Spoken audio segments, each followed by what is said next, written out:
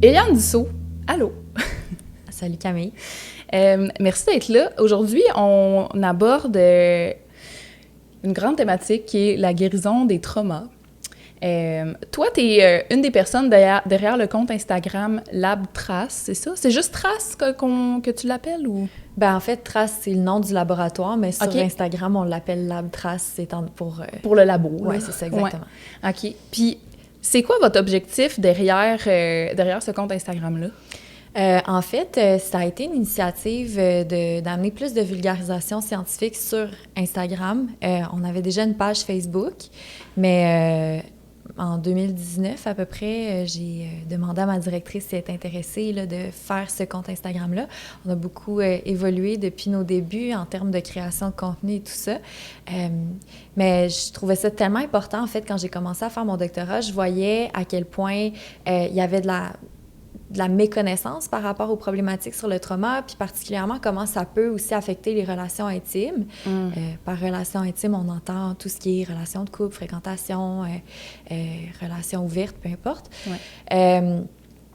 Puis c'est ça, je voyais à quel point la population gagnerait à être davantage sensibilisée à ces problématiques-là, ce qui a fait en sorte qu'on a comme eu une présence croissante sur les réseaux sociaux, mais aussi sur notre blog qu'on a fondé, puis à travers d'autres collaborations aussi. Mm-hmm. Moi, ça faisait un bout de temps que je vous suivais là, avant que tu me contactes pour faire le podcast, fait que je suis vraiment contente. Je trouvais que c'était pertinent, justement, comme compte Instagram. La grande question. Là, tout le monde a une idée de qu'est-ce que c'est un trauma, mais en soi, qu'est-ce que c'est vraiment? Oui. Il y a comme une popularité vraiment grandissante par rapport aux thématiques de trauma. On s'intéresse de plus en plus à ça. Il y a tellement un espèce de...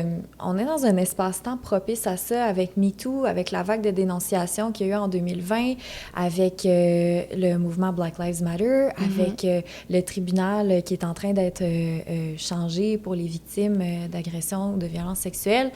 Fait qu'on en entend de plus en plus parler, mais ça fait en sorte qu'il y a comme une espèce de la culture autour du trauma devient de plus en plus populaire, mais des fois, on définit un peu mal les termes. Tu sais, ça peut arriver des fois que les gens vont dire comme « Oh mon Dieu, ma journée au travail était traumatisante » ou en gros, un trauma, qu'est-ce que c'est? C'est vraiment quand on vit un événement qui dépasse nos capacités d'adaptation.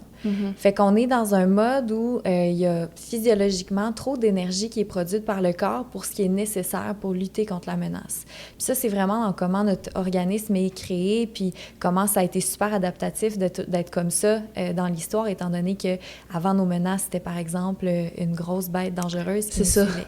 Ouais. Mais maintenant, les traumas qu'on vit sont vraiment plus dans un contexte qui est souvent relationnel, insidieux. Au niveau matériel, du moins, on a moins cette insécurité-là dans la majorité des cas. Ouais. Le corps a moins besoin de réagir, en fait. C'est le cerveau qui doit réagir maintenant, puis s'adapter. Oui. Mais le corps continue à avoir une relation avec le cerveau, puis à devenir justement des fois bouleversé, traumatisé.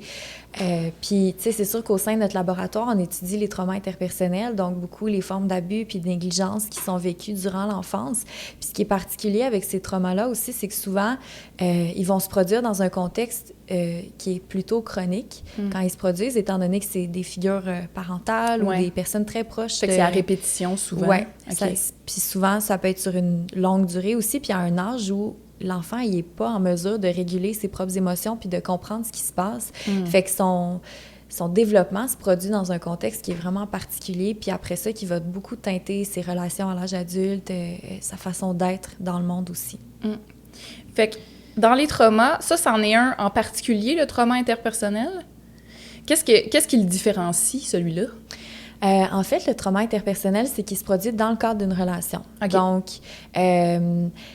socialement parlant, le trauma interpersonnel est plus tabou que d'autres formes de trauma comme un accident de voiture ou comme, je sais pas moi, un cambriolage, qui est, oui, perpétré par un autre être humain, mais techniquement, ça se passe pas vraiment dans le cadre d'une relation, donc ça n'a pas le même effet nécessairement que d'avoir vécu une violence sexuelle ou de la négligence ou de la violence conjugale, par exemple.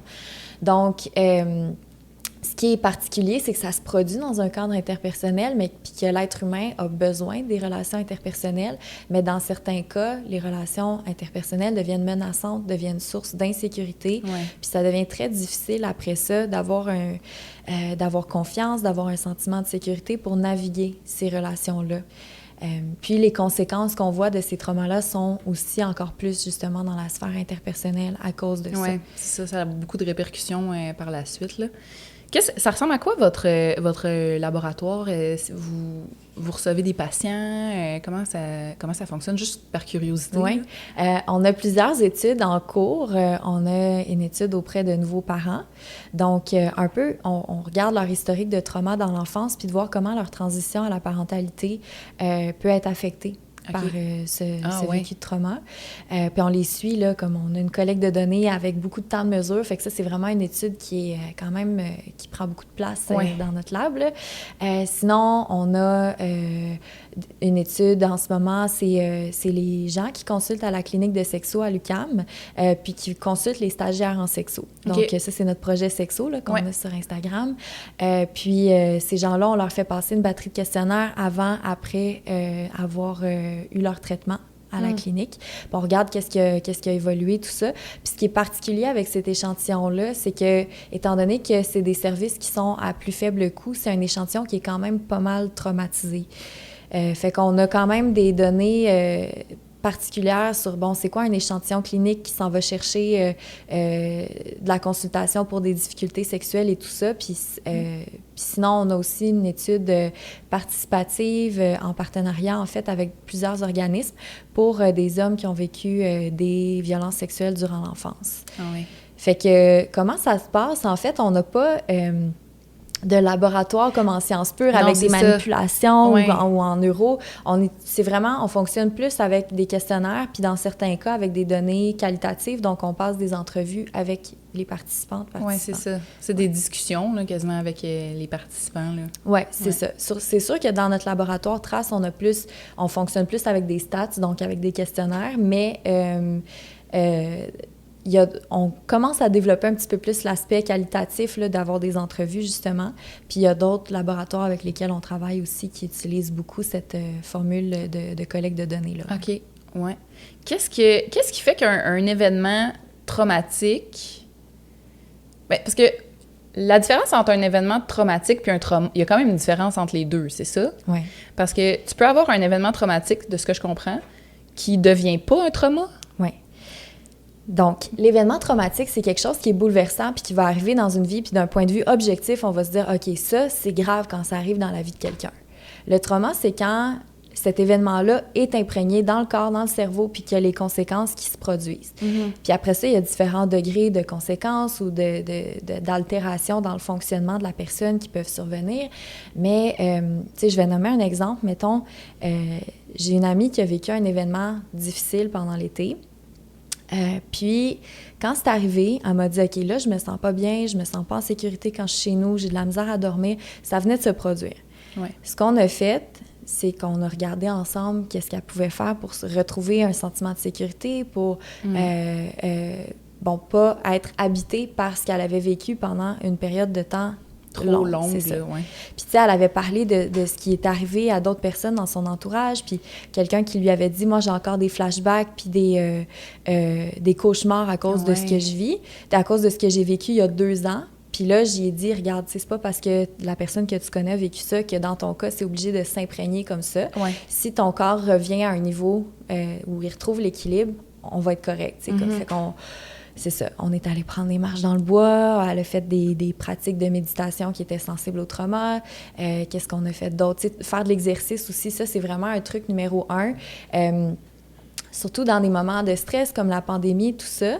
Juste de bouger puis de donner son max pendant 15-20 minutes, là, de danser sur de la musique, d'aller faire du jogging sur place. C'est même pas obligé, tu sais, c'est pas pour une question d'entraînement, c'est vraiment une question de ressortir le cortisol qui a été sécrété dans le corps, le cortisol qui est comme l'hormone du stress.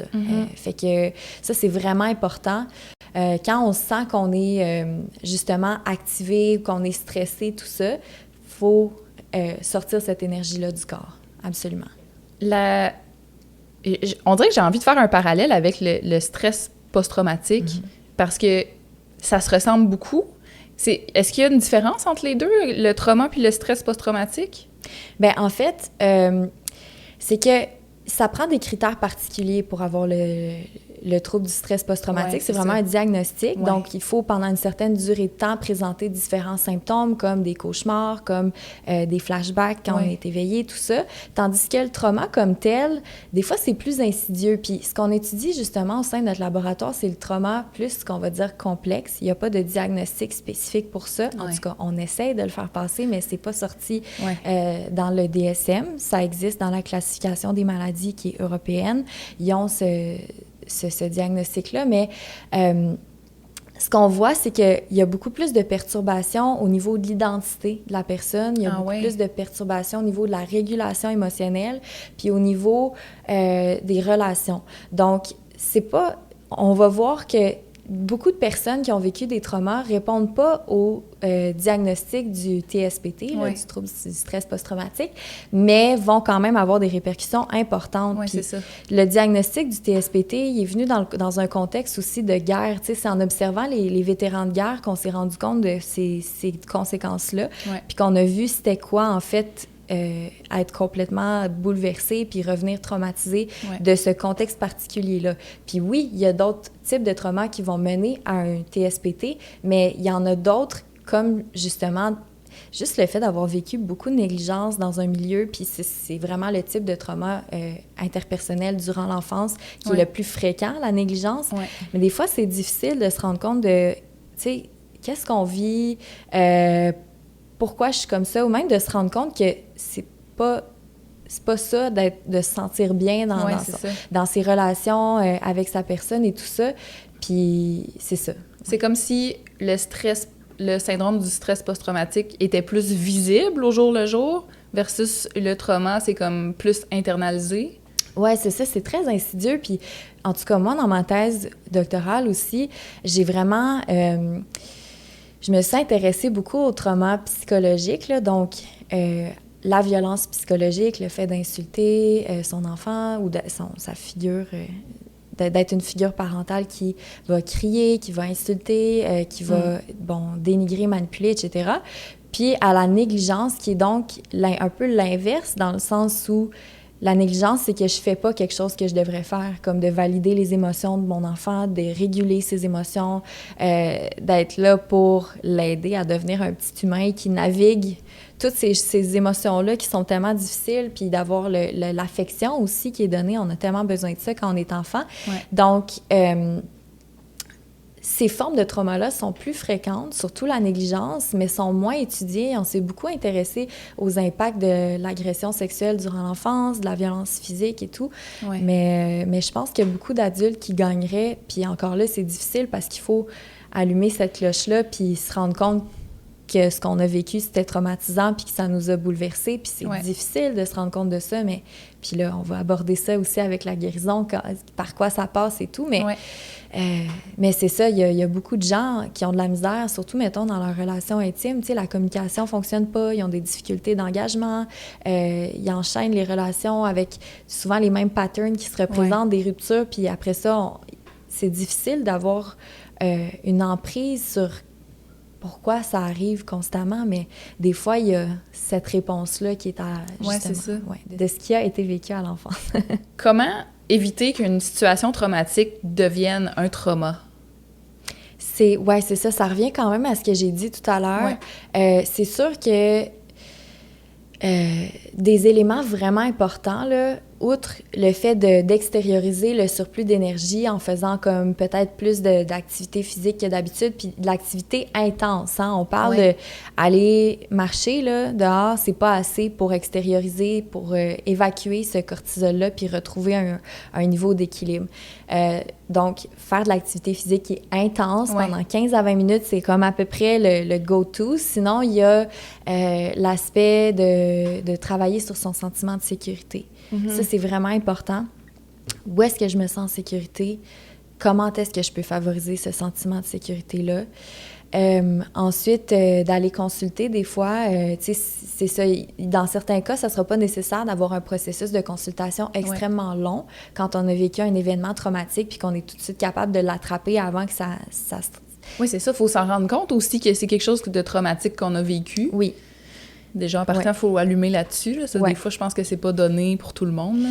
Non, c'est ça. Encore là, ça dépend vraiment des contextes. Puis comme je disais tout à l'heure, il y a des traumas qu'on accepte plus socialement. Tu sais, comme si j'ai vécu un accident d'auto, ça va être plus facile, possiblement, de me rendre compte que ce que j'ai vécu, c'était potentiellement traumatique, puis que là, je dors plus la nuit, tout ça. Des fois, il y a des contextes, mettons, où, tu sais, on voit que le consentement sexuel, c'est vraiment pas... c'est très insidieux, des fois c'est très complexe à comprendre pour certaines personnes, puis bon, il y a beaucoup de mythes par rapport aux agressions sexuelles, donc parce que j'ai pas dit non, que je me suis pas débattue, que c'était pas quelqu'un que beaucoup de culpabilité dans tout ça, là, en c'est plus. Ça.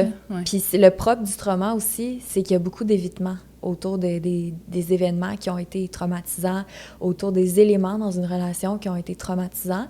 Donc, oui, dans certains cas, ça peut être très difficile de s'en rendre compte, mais j'aurais tendance à dire, quand on se sent activé dans certains contextes, quand il y a certains types de personnes qui nous font réagir ou quand j'ai de la difficulté à être en relation, quand j'ai de la difficulté à dormir, que j'ai des symptômes physiques qui sont pas expliqués médicalement, c'est pas nécessairement un signe absolu de trauma, mais d'habitude, il y en a plusieurs qui viennent ensemble puis on remarque qu'on fonctionne moins bien qu'avant. Oui, c'est des petits signes quand même, là. À qui est-ce qu'on peut s'adresser pour commencer à guérir de nos traumas?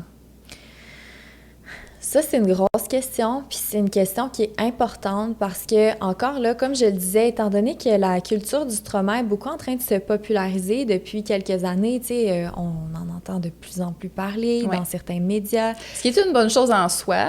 Oui. Mais ça a ses lacunes. Exact, c'est ça. C'est qu'il y a toujours un risque que l'information soit peut-être trop simplifiée, qu'il y ait de la désinformation qui soit créée aussi. Puis c'est sûr que dans l'espace médiatique autour de moi, des fois, je vois des choses sur certaines pratiques ou certains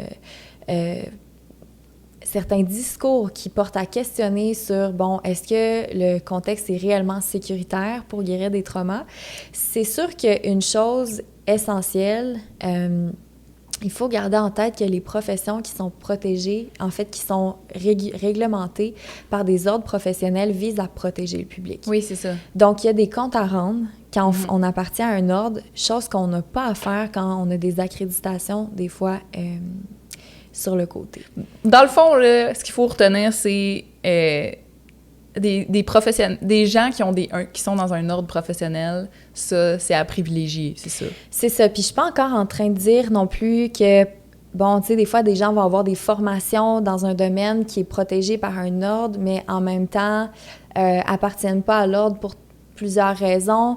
Bon, c'est sûr que c'est pas non plus parce qu'on n'appartient pas à un ordre professionnel que nécessairement on n'est pas sensible au trauma ou qu'on va comme retraumatiser. C'est juste qu'il y a un risque, puis c'est juste que les gens sont pas tenus, ils n'ont pas des responsabilités éthiques réglementées de protéger leurs clientes et clients. Donc, à ce moment-là, tu sais, c'est sûr que j'aurais tendance à dire de se méfier des fois de certains vocabulaires. Il y a certains termes qui peuvent des fois sonner beaux, mais qui veulent pas dire grand-chose en principe. OK. Comme le mot « holistique », mettons. Ah oui. Ça, des fois, il faut se méfier, dans le sens où holistique... Qu'est-ce que ça veut dire, là? Je comprends qu'est-ce que ça veut dire, mais concrètement, ça veut dire quoi, holistique? T'sais? Parce que ce qu'on voit aussi, c'est que les gens qui ont une expertise sensible au trauma sont spécialisés sur le trauma. T'sais, ils n'ont pas une expertise holistique sur un paquet d'affaires. Fait que, tu sais, c'est sûr que ce terme-là... moi, j'ai tendance à m'en méfier quand je vois ça. Aussi, tu sais, il faut voir, des fois, avant d'aller consulter quelqu'un, c'est quoi sa certification? Puis aller voir derrière la certification. Qu'est-ce que c'est? Ça a nécessité combien d'heures de pratique? Est-ce que c'est sensible? Je veux dire, des fois, il y a des gens qui vont dire, moi, j'ai une expertise pour guérir les traumas sexuels, mettons. Oui, mais c'est hyper invasif comme violence, là, la violence sexuelle. Tu sais, faut beaucoup, beaucoup de soins pour être capable de guérir ça. Puis c'est facile, en fait, d'échapper certaines choses. Puis, tu sais, d'un autre côté, je veux pas non plus créer une espèce de panique parce que souvent, les survivants de trauma vont dire, tu sais, mettons, là, ceux qui ont vécu des traumas complexes. Moi, ça fait comme 25 ans que je vis avec ces traumas-là. Ça fait 35 ans que j'en parle, que j'essaie de m'en sortir. C'est pas le fait de me plonger dans certaines situations nécessairement qui va faire en sorte que je vais être retraumatisée. Mais c'est risqué, dans certains cas, de faire affaire avec une ou un professionnel parce que, en fait, qui est pas réglementé par un ordre ou qui a comme une certification qu'on connaît pas trop parce que...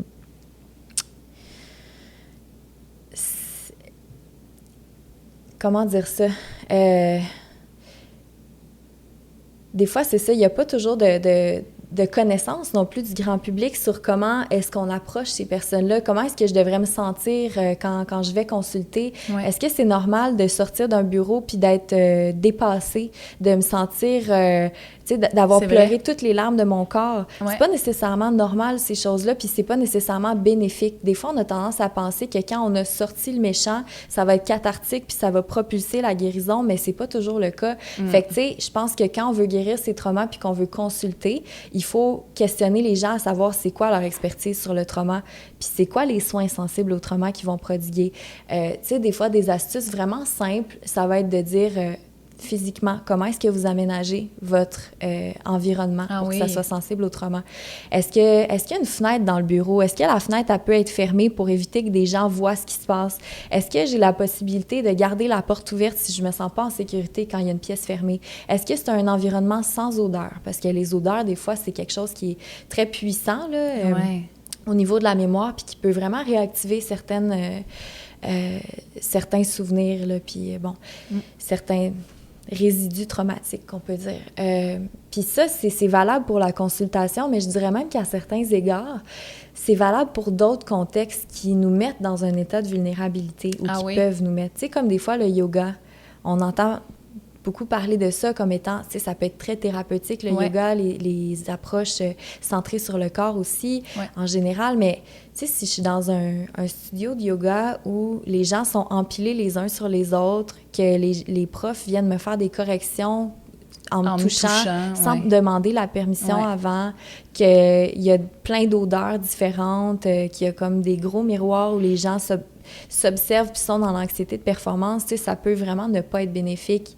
Fait que la chose numéro 1 à se poser, c'est est-ce que je vais me sentir en sécurité dans ce contexte-là pour favoriser la guérison de mes traumas? Puis si oui, qu'est-ce qui fait que je me sens en sécurité? Puis sinon, qu'est-ce qui fait que je me sens pas en sécurité? Puis ce qui est particulier quand on a vécu des traumas, c'est que des fois, on a l'impression que nos repères sont bouleversés puis qu'on ne sait plus à qui faire confiance. Mais généralement, le corps, c'est un bon indicateur de comment on réagit face à une situation. Si, je sais pas, je sors d'une consultation où je me suis entretenue pendant 15 minutes avec quelqu'un pour voir si ça pouvait être une personne qui pouvait m'aider dans un contexte professionnel, puis que je sors de là puis que j'ai une boule dans le ventre, là, ça, c'est comme un signe que ça fonctionne pas puis que je me sens pas en sécurité. Puis des fois, c'est même pas juste une condition d'appartenir à un ordre professionnel. Des fois, il y a des mauvais fits entre des gens aussi. Ben oui. J'imagine que les gens qui ont vécu beaucoup de traumas en bas âge, est-ce que c'est plus long à s'en sortir? Est-ce qu'il y a de l'espoir pour ces gens-là? Il y a de l'espoir. Moi, c'est ça que je travaille dans ma thèse, là. Tu sais, j'essaie de travailler les messages d'espoir, puis c'est sûr qu'on voit des grands bouleversements après avoir vécu. Tu sais, j'analyse des données plus qualitatives dans ma thèse que quantitatives, puis honnêtement, tu sais, j'ai lu des histoires de vie qui m'ont vraiment reviré à l'envers, là. Des choses où tu te dis, cette personne-là avait pas beaucoup d'outils dans la vie pour, comme, réussir à être heureuse, puis avoir un sens à sa vie, puis avoir des relations significatives. Puis il y a des gens qui réussissent quand même à s'en sortir. Puis c'est à ceux-là que je m'intéresse aussi pour voir qu'est-ce qu'on peut faire pour favoriser que ces gens, que les survivants en général puissent aller mieux. Oui. Puis c'est ça. Il y en a de l'espoir, puis des fois, ce que je vois aussi dans les données, c'est qu'il y en a qui vont comme avoir un contexte de vie impromptus, comme... Bon, une conséquence vraiment typique qu'on voit après avoir vécu énormément de trauma, c'est de la consommation de substances. Puis là, des gens qui consomment beaucoup puis qui se retrouvent à, comme, un jour, leur corps arrête de fonctionner. Tu sais, il y a quelque chose qui se passe, il y a comme une crise de panique, il y a, tu sais, ils se ramassent à l'hôpital. Ouais. Puis là, ils réalisent que, tu sais, je pourrais pas faire ça toute ma vie. Il va falloir que je... Puis là, je trouve un autre moyen de coper, là. Exactement, c'est ça. Puis en fait... On revient encore à l'évitement. Quand je disais tantôt, les gens qui ont vécu des traumas ont tendance à beaucoup éviter. C'est une stratégie adaptative. Dans le court terme, c'est vraiment... Quand les émotions, les sensations physiques, les pensées nous dépassent, le fait de se couper de son expérience, c'est adaptatif. C'est ça qui fait qu'on survit. Mais c'est juste qu'à long terme, on ne vit pas de ce temps. C'est juste la survie jusqu'à temps que tu le règles, là, exact. Dans le fond. Oui. Mais c'est ça, il y en a de l'espoir. Il y en a qui vont dire « J'ai eu un bagage extrêmement lourd dans ma vie, mais j'ai quand même jamais cherché à mettre la tête dans le sable. J'ai toujours essayé de me guérir. » Il y en a d'autres, la réaction un peu plus typique, ça va être ça. Ça va être d'avoir différentes stratégies d'évitement, que ça soit... toutes sortes de choses, là, la consommation de substances, une sexualité qui est désinvestie émotionnellement, d'avoir des relations de dépendance affective, d'avoir n'importe quoi, là, n'importe quoi peut être une dépendance. Le jeu, le magasinage, la nourriture, tout ce qui nous sert à nous calmer. Puis une chose vraiment importante par rapport à ça, c'est que il y a David Treleaven que je vous encourage vraiment à aller consulter ses travaux puis tout ça si ça vous intéresse plus, qui va parler des fois de la différence entre être avec le trauma versus travailler avec le trauma. Quand on vit des choses qui nous dépassent trop, on n'est plus capable, là. On se gère plus, on ressent plus notre corps, on est en dissociation, qu'on appelle. On se rappelle pas de ce qui vient de se passer dans les dernières minutes. On prend notre douche puis on sent pas l'eau qui coule sur notre corps. On se sent coupé de nos expériences. C'est pas le bon moment, là, d'aller s'engager dans ce qui se passe, là. Ouais. Même chose quand on est dans l'autre extrême qui est l'hyperactivation, là, qu'on est comme... On tient plus en place, on est agité, on est en crise de panique. Ouais. Dans ces moments-là, le fait de se calmer avec, peu importe, de la nourriture, un jeu vidéo, avec... Des fois, oui, c'est adaptatif. Là, c'est bénéfique, là, à ce moment-là, ouais. C'est juste quand je suis dans un espace propice qu'on nomme la fenêtre thérapeutique aussi, j'aime beaucoup, beaucoup ce modèle-là parce que je trouve que c'est une référence vraiment bien expliquée puis synthétisée pour comprendre quand est-ce que c'est le bon moment là, de métaboliser le trauma, de l'engager, puis de m'exposer à ça. La fenêtre thérapeutique, c'est le moment où je suis capable d'être ancrée dans le présent, d'être en relation avec les autres, de sentir que je suis en contact avec l'expérience que je vis. Puis c'est sûr que d'avoir vécu beaucoup de trauma, ça réduit cette fenêtre thérapeutique-là. Oui. Comment on fait pour savoir qu'on est dans cette fenêtre-là? C'est quoi les signes? Physiologiquement, est-ce que je suis capable de réagir à de l'humour? Est-ce que je suis capable de regarder quelqu'un dans les yeux? Est-ce que les signes de mon corps aussi, est-ce que je sens que mon cœur bat super fort ou que je suis en train de suer? Tu sais, quand on a beaucoup de transpiration, là, on est dans des signes... On est comme... On s'écarte, là. Ouais. C'est l'inverse. Ouais. Quand je suis dans ma fenêtre thérapeutique, je me sens bien dans mon corps. Je suis capable de sentir mes sensations. Je suis capable de me toucher puis de faire comme... Tu sais, je suis là. Puis je suis là avec l'autre aussi. Puis je vois ce qui se passe autour de moi. C'est ce qu'on appelle aussi la présence attentive ou le mindfulness, tu sais, d'être capable d'être présent à ce qui se passe. Fait que c'est ça l'essentiel, la fenêtre thérapeutique. Puis tu sais, on peut vivre des émotions vraiment intenses puis désagréables, mais être dans cette fenêtre-là, pareil. Tu sais, des fois, je suis en train de m'exposer à un souvenir du passé, mettons, un trauma, tout ça, puis je vais pleurer ou être fâchée, etc. Mais est-ce que je me sens dépassée par mes émotions? Si la réponse, c'est non, je suis encore dans ma fenêtre thérapeutique, puis on est correct, tu sais. Ouais. Fait que ça, c'est vraiment... c'est ça, c'est un modèle que j'apprécie énormément. Puis, je me souviens même plus de la question avec tout ça, mais... Ça a répondu, je pense. Okay. Qu'est-ce qui arrive si... Mettons, je parle au moi, là, je veux dire, je prends rendez-vous avec un psy, puis là, juste avant le rendez-vous, je sors de ma fenêtre thérapeutique. Je fais quoi? C'est le travail des thérapeutes aussi, d'avoir Ouais. une approche sensible au trauma. C'est sûr que, bon, c'est pas tout le monde qui a une approche qui est sensible au trauma, mais je pense que c'est de plus en plus mobilisé parce que si les gens viennent nous voir avec de la détresse puis de la souffrance, il y a probablement du trauma derrière. C'est t'sais. ça. Mais les thérapeutes, puis certaines qui vont travailler avec, tu sais, des clientèles vraiment traumatisées, puis comme qui peuvent être vraiment dépassées, c'est leur travail Ouais. de nous ramener dans la fenêtre C'est ça. thérapeutique. Puis des fois, ça se peut qu'une rencontre complète se passe pas dans un espace thérapeutique. Des fois, qu'est-ce qu'on fait? On va aller prendre une marche, là. On va faire quelque chose pour comme se calmer un peu, puis on va aller, je sais pas moi, boire de l'eau, se mettre de l'eau dans le visage. Tu sais, des fois, des stratégies qui mènent à comme se ramener un peu puis à se recentrer parce que c'est pas le moment encore là de parler de ces difficultés quand on est dans cet espace-là de crise. Ouais. Donc, c'est sûr que la solution, quand on se sent dépassé, puis c'est des choses qui peuvent arriver aussi en contexte thérapeutique, même l'anticipation d'une rencontre, justement, peut comme nous sortir de notre fenêtre thérapeutique. Ouais. Mais c'est sûr que si je vais pas à ma rencontre parce que je suis trop dépassée puis bouleversée, je suis en train de me remettre un peu dans ce pattern-là d'évitement. Oui, c'est vrai. Est-ce que des fois, c'est plus sécuritaire de ne pas y aller ou est-ce que des fois, c'est plus sécuritaire d'en parler puis d'avoir des stratégies pour que le ou la professionnelle qui nous aide vienne un peu réguler l'état de crise puis nous calmer? Oui, déjà, ça donnerait des outils là, pour gérer cet état-là de crise, j'imagine. Oui, exactement. T'sais, donc, moi, c'est pour ça aussi que je recommande d'aller vers des gens qui ont des spécialités des expertises sensibles au trauma pour ces raisons-là, parce qu'ils vont savoir quoi faire quand ces choses-là arrivent. Ils vont avoir de l'expérience terrain aussi, puis être capable de adapter, parce que chaque chose aussi, chaque personne réagit différemment à différents stimuli. Tu sais, on a des survivants qui vont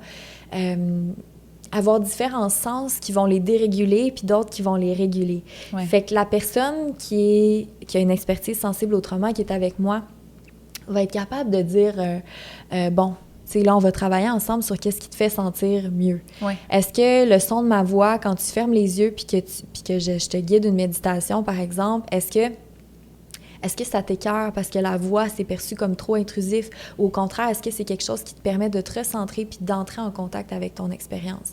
Donc, il y a tellement d'astuces puis c'est tellement personnalisé. C'est ça, d'une personne à l'autre, c'est tellement différent, là. Oui, mais on le sent, ça aussi, tu sais, comme... ça, c'est vraiment un exemple personnel, mais je sais que quand je suis plus stressée, pour moi, le son, c'est pas quelque chose qui m'aide à me réguler. Ah oui. Tu sais, une voix calmante dans une méditation peut-être, mais si je suis stressée puis que je suis fatiguée, c'est pas le moment pour moi d'aller au Centre Bell, mettons, là. Ouais. Puis juste entendre la télé avec du sport ou des sitcoms avec des rires en canne ou d'aller dans un environnement très bruyant comme un restaurant. Des fois, je suis comme « wow, non, ça, c'est pas pour moi en ce moment ». Mais on peut aussi comme devenir plus en contact puis ancré avec ces sens-là pour se dire « bon, c'est quoi qui me fait sentir bien? Ouais. » Ou mieux. Oui, c'est ça. Trouver ce qui fit avec nous-mêmes. Mm-hmm. J'en viens à la grande question.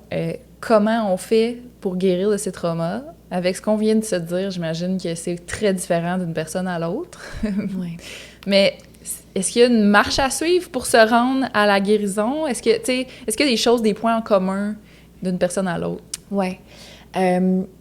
C'est sûr que, tu sais, je pourrais pas rendre justice au processus de guérison des traumas en un épisode de podcast. C'est tellement compliqué, c'est long, c'est personnalisé à chaque personne, puis c'est souvent une trajectoire qui est difficile. Puis ça dépend encore là, tu sais, c'est sûr que plus on a vécu d'oppressions différentes dans sa vie, plus on a vécu de traumas différents à un jeune âge où on n'était pas en mesure de se réguler, plus ça risque de nous impacter. Puis ce qu'on voit aussi, c'est que quand on a vécu beaucoup d'oppression, qu'on est, par exemple, une personne de couleur, qu'on a vécu dans de la pauvreté extrême, qu'on a vécu des traumas interpersonnels durant l'enfance, il y a moins de ressources qui sont disponibles ou c'est plus difficile de sentir que les ressources, ils sont adaptés à nous. Oui, c'est ça. Puis on a plus de risques de vivre de la retraumatisation par la suite.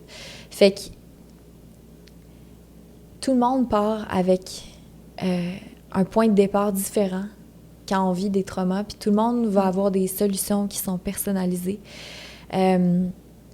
C'est sûr que généralement, comme j'expliquais tout à l'heure, il y a certains trucs plutôt universels, comme le contact avec la nature. C'est généralement quelque chose qui est apaisant pour la plupart des personnes. Ouais.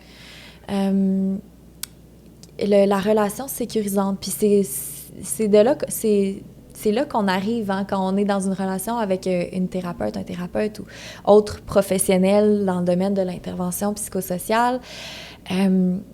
Des fois, cette personne-là nous offre un premier contact de relation sécurisante qu'on n'a jamais eu avant dans notre vie. Puis après ça, on réalise c'est quoi une relation qui me fait sentir en sécurité, où je peux exprimer mes vulnérabilités. Ouais. Après ça, on est capable d'exporter un peu ces apprentissages-là à d'autres contextes de notre vie. Fait que... Bon point. De travailler à avoir au moins une relation sécurisante dans sa vie, j'aurais tendance à dire que c'est vraiment un aspect important, surtout dans le contexte des traumas interpersonnels qui viennent comme un peu bouleverser notre impression que le monde est dangereux ou qu'on ne sera plus jamais capable de revivre comme avant. Ce qu'on voit aussi, c'est qu'il y en a des gens qui vont vivre une croissance post-traumatique qu'on appelle. Ouais. Des gens qui vont parfois même dépasser comment ils se sentaient avant d'avoir vécu des traumas. Qui vont avoir une vie spirituelle, existentielle plus riche, des relations plus pleines de sens, qui vont avoir un nouveau sens à leur vie, qui vont se redécouvrir là-dedans. Fait que ça existe. Oui, goals. Vraiment. Ouais. Mais c'est un processus qui est difficile parce que, encore là, je reviens à l'évitement.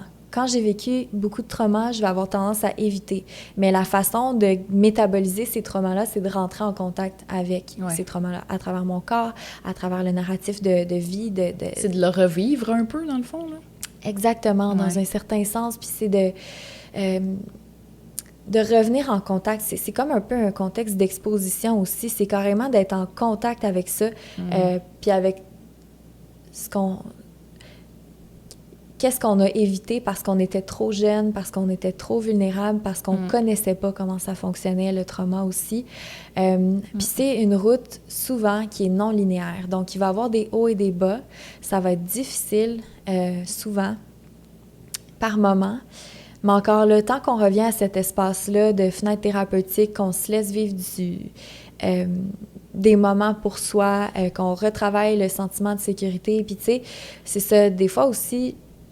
quand je dis travailler avec au moins une relation sécurisante dans sa vie, mais quand on n'a pas vécu beaucoup de relations sécurisantes, voire très peu ou pas du tout, la seule perspective d'avoir quelqu'un qui est là pour prendre soin de nous puis pour nous faire du bien, ça peut nous faire peur puis nous donner envie de nous enfuir. Ça fait l'effet inverse, dans le fond. C'est insécurisant d'imaginer que quelqu'un est là pour nous sécuriser. Oui, exactement. C'est fou quand même.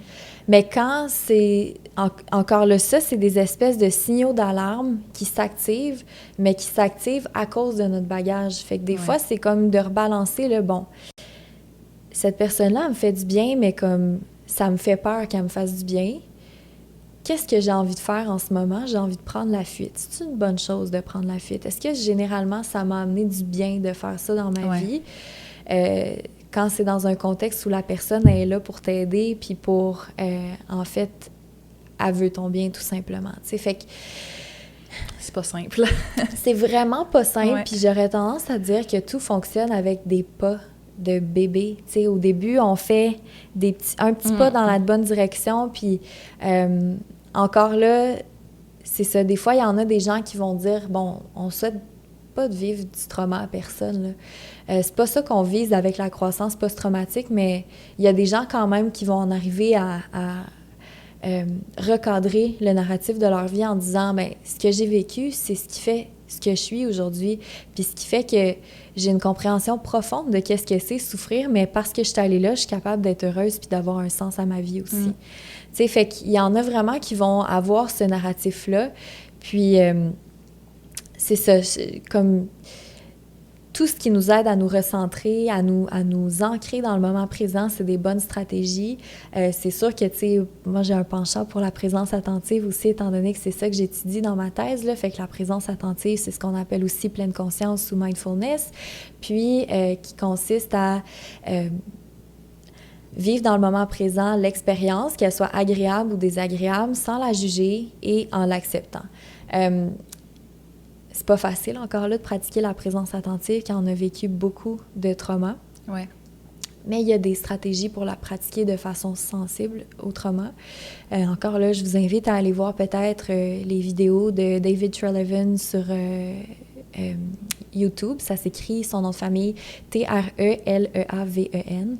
On mettra des liens là, en barre d'infos. Il y aura plein d'informations là, qui vont être disponibles. Là. Ouais, parfait. J'aime ça avoir des petites banques d'outils. Puis yes! Puis c'est ça. En fait, on pratique pas la présence attentive de la même façon quand on a vécu des traumas que quand on l'a pas vécu. Tu sais, c'est sûr, encore là, il y a des pratiques hyper classiques qui vont vraiment convenir à certaines personnes qui ont vécu des traumas, mais pas toutes les pratiques vont convenir à toutes les personnes de la même façon. Un peu comme j'expliquais tout à l'heure, on a des trajectoires personnalisées puis uniques quand on a vécu des traumas. Puis la guérison passe par là aussi. Mais c'est ça, fait que j'aurais tendance à dire que... Puis il y a certaines personnes pour qui la méditation puis la présence attentive, ça va jamais fonctionner. C'est pas un espace sécuritaire pour ces gens-là, puis c'est correct. C'est valide. Il y a des études avec quand même pas mal d'envergure qui sont sorties, comme quoi une personne sur 10 qui pratique la présence attentive, donc généralement on va faire référence à la méditation, qui vit un effet adverse. Ah ouais. Et qui va avoir un impact négatif sur son fonctionnement par la suite. Ah ouais, OK. Fait qu'il faut pas banaliser non plus à combien de personnes ça arrive, puis je pense que... Quand même, une personne sur 10, c'est quand même beaucoup, là, tu sais. C'est ça, exactement. Puis souvent, c'est des gens qui vont souffrir en silence parce que, encore là, les approches basées sur la présence attentive, c'est un peu comme le trauma. Ça se popularise énormément dans les dernières années. On en entend beaucoup parler. Il n'y a pas... puis on en entend parler comme une panacée, là. C'est comme... Oui, c'est ça.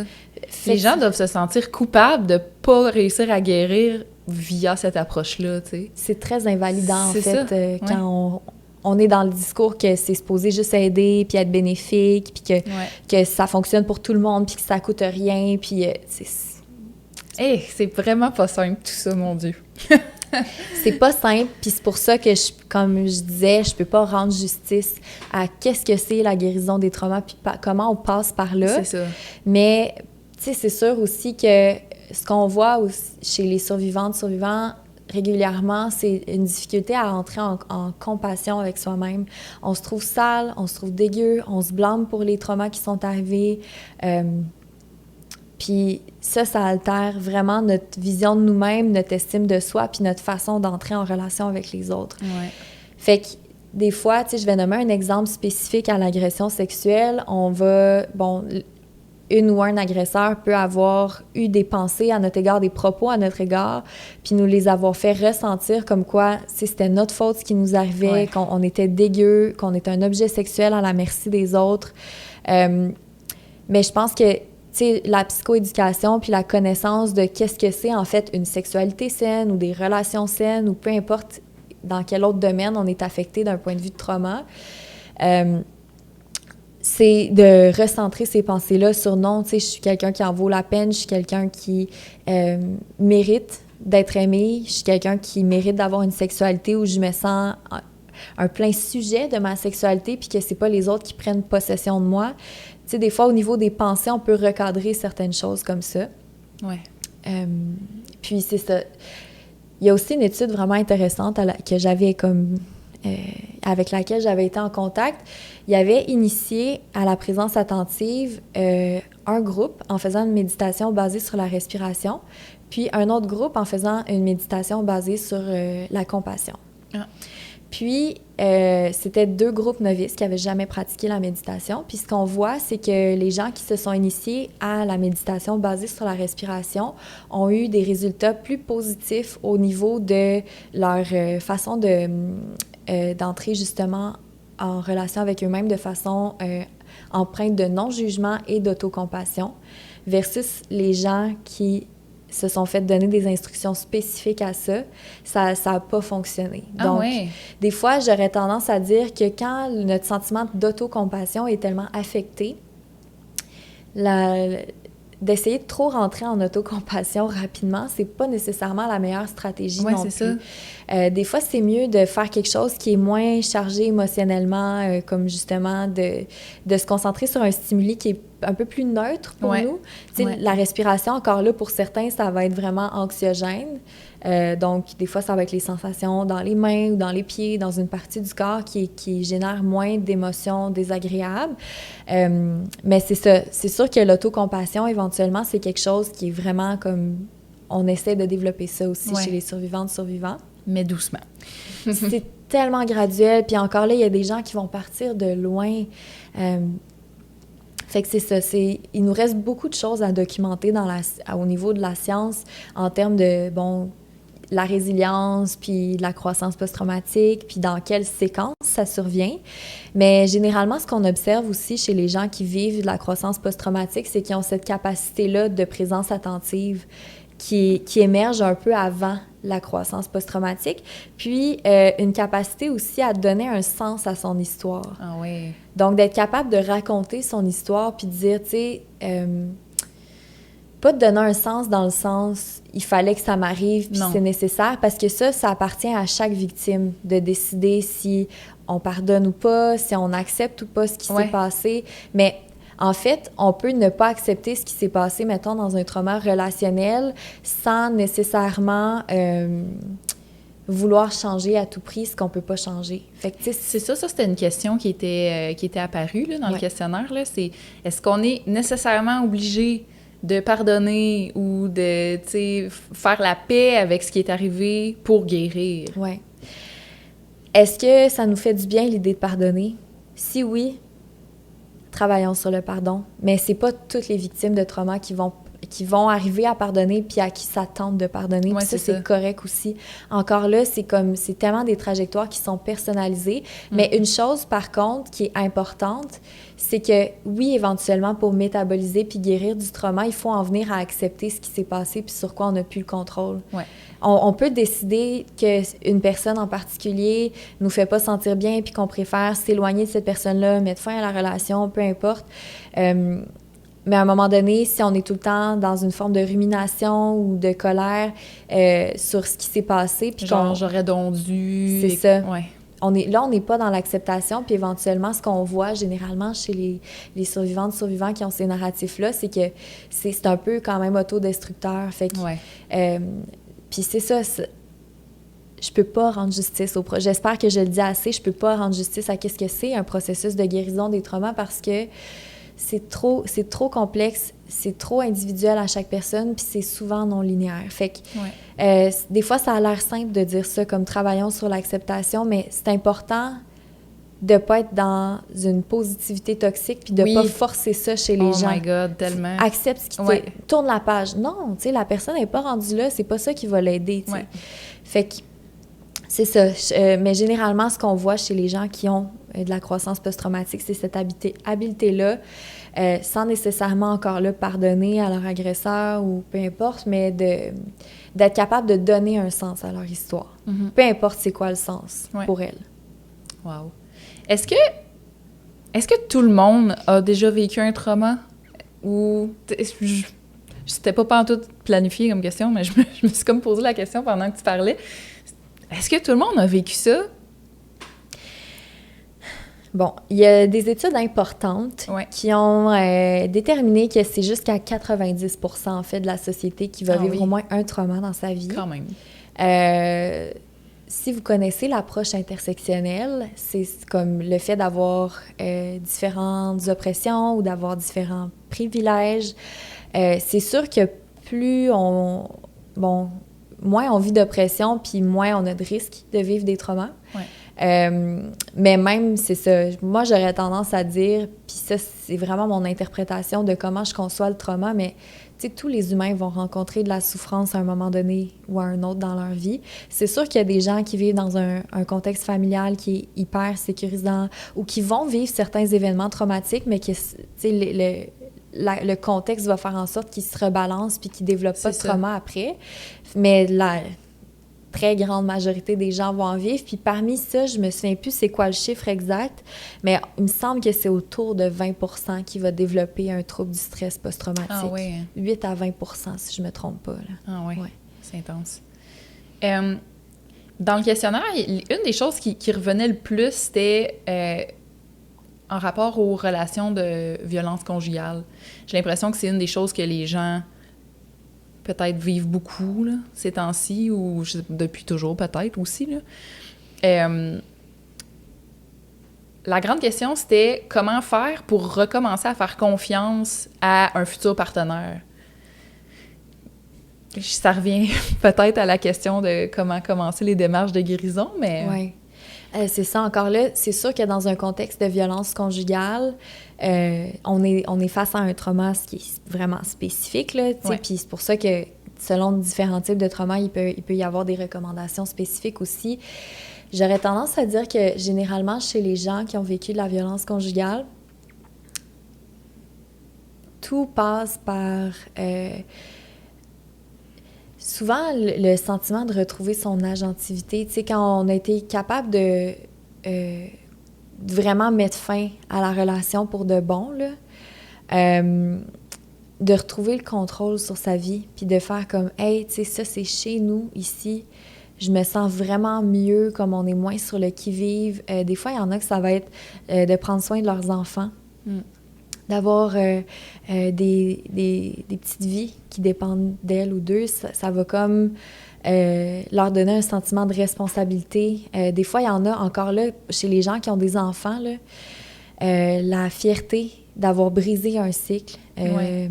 Parce que souvent, il y a comme une transmission intergénérationnelle de ces traumas-là, puis ça va arriver des victimes qui vont dire « Moi, ma mère a vécu ça, ma grand-mère a vécu ça. » Puis tu sais, là, je parle quand même plus dans un contexte féminin parce que les données auxquelles j'ai accès, c'est plus des femmes. Mais il y en a, ça va être toutes sortes de choses, honnêtement. Encore là, je dirais que oui, c'est un contexte spécifique, la violence conjugale, mais il y en a comme... Il y a quand même différents types de stratégies qui se recoupent chez les gens.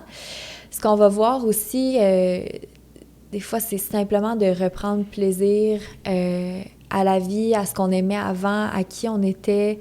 Mais il y a de l'espoir de retrouver qui on était. On n'est pas condamné à vivre comme ça pour toujours. Puis ça, c'est un narratif aussi que j'ai vu chez plusieurs survivantes. C'est possible d'aimer à nouveau, puis c'est possible de mieux aimer encore là. Puis là, on est encore dans l'optique de croissance post-traumatique. Justine Green-Falaise, qui est un exemple qui est très médiatisé, qui est heureuse aujourd'hui, puis qui le dit, c'est possible, tu sais. Mais c'est ça, encore là, il faut retrouver un sentiment de sécurité. Parce que la violence conjugale, ça brise notre sentiment de sécurité. On sent qu'une personne à qui on a fait confiance puis qu'on a beaucoup aimé est venue briser quelque chose en nous alors qu'on faisait confiance puis qu'on voulait le mieux dans ce contexte relationnel-là. Il faut réapprendre que c'est possible. Qu'est-ce qui explique que certaines personnes qui ont été dans un contexte de violence conjugale, même s'ils savent très bien là, que c'était de la violence conjugale, vont conserver un pattern avec les prochaines relations qu'ils ont? Ça aussi, ça va vraiment dépendre de chaque personne. J'aurais tendance à dire que généralement, quand on se remet dans une relation violente par la suite, c'est qu'il y a quelque chose qui n'a pas été métabolisé, qui n'a pas été guéri, puis qui n'a pas été comme engagé au niveau de qu'est-ce que c'est comme une dynamique de violence relationnelle aussi. Comme il y a certaines personnes pour qui c'est difficile de comprendre c'est quoi un contexte relationnel sain. Oui, c'est surtout ça, hein? Puis souvent, la violence conjugale, elle commence pas par des coups puis des agressions sexuelles comme sévères au niveau corporel. Ça se met en contexte de façon très insidieuse. Puis tu sais, j'ai des collègues, par exemple, au laboratoire d'études sur la violence et la sexualité, Lab EVS sur Instagram, qui font une campagne sur les cyberviolences en ce moment. Puis qui, tu sais, pour moi, ça, c'est des pistes hyper importantes auxquelles on devrait être alerte. Quand quelqu'un montre des signes de jalousie, nous géolocalise pour savoir où on est, fouille dans notre téléphone cellulaire pour voir avec... C'est comme ça que ça commence. Puis souvent, ça commence de façon psychologique. Ouais. Puis comme je le disais tout à l'heure, je m'intéresse beaucoup au trauma psychologique durant l'enfance, mais le principe est le même dans la violence conjugale. On banalise ou on invisibilise un peu plus ces formes de trauma-là, puis on réalise pas nécessairement à quel point elles sont insidieuses. Mais le fait de se faire rabaisser sur son apparence, de se faire dire si ça marche pas avec toi, ça va marcher avec quelqu'un d'autre, tu sais, tout le temps des petites menaces comme ça à la relation, ça vient vraiment jouer dans la tête des gens en partant. Fait que des fois, j'aurais tendance à dire qu'il y a ça. Il y a comme de l'ignorance au niveau social sur qu'est-ce que c'est de la violence conjugale, puis sur comment est-ce qu'on devrait comme mettre fin à ça quand ça arrive dès le départ. Ouais. Des fois, il y a aussi comme une croyance que la personne va changer. Ouais. C'est bien triste, ça. C'est triste parce que, puis tu sais, encore là, moi, j'ai comme un narratif, je pense que la violence est toujours inexcusable, c'est sûr. Puis surtout, tu sais, dans le contexte de violence conjugale où il y a une dynamique, où il y a un agresseur qui prend pouvoir sur une victime. Mais des fois, il y en a des relations intimes qui sont malsaines parce que, bon, les gens ont une façon d'entrer en relation avec les autres qui est comme, bon, j'ai de la difficulté à m'engager, tout ça, mais c'est possible quand même d'avoir une relation qui devient saine. Ouais. Oui. Je pense que ça se peut, des survivants de trauma qui travaillent ensemble puis qui développent une relation vraiment saine, positive, épanouissante. Ouais. Dans ce cas-ci, il faut que les deux travaillent dans le même sens. Puis on n'est pas dans une dynamique de violence où il y a un agresseur. Fait que, tu sais, est-ce que l'autre peut changer? Oui. Est-ce qu'il va changer pour moi? Non. Puis est-ce que je me rends service en restant dans une relation où l'autre a une emprise sur moi? Non. Comme il faut quand même qu'il y ait une dynamique qui est égalitaire là, dans la relation. Si on à la base. Là. C'est ça. Fait que, tu sais, je pense que oui, c'est ça. Des fois, ça se peut de changer, mais il faut sentir cette dévotion-là, cet engagement-là, puis cette persévérance qui vient de part et d'autre dans la relation. Puis souvent, dans le contexte aussi de la violence conjugale, mais vu qu'il y a une personne qui a une emprise sur une autre, ça, je veux dire, le potentiel, il est comme pas là. C'est ça, on part pas du bon pied du tout, là. Comment faire pour vivre avec la culpabilité qui assaille certaines personnes suite à un trauma?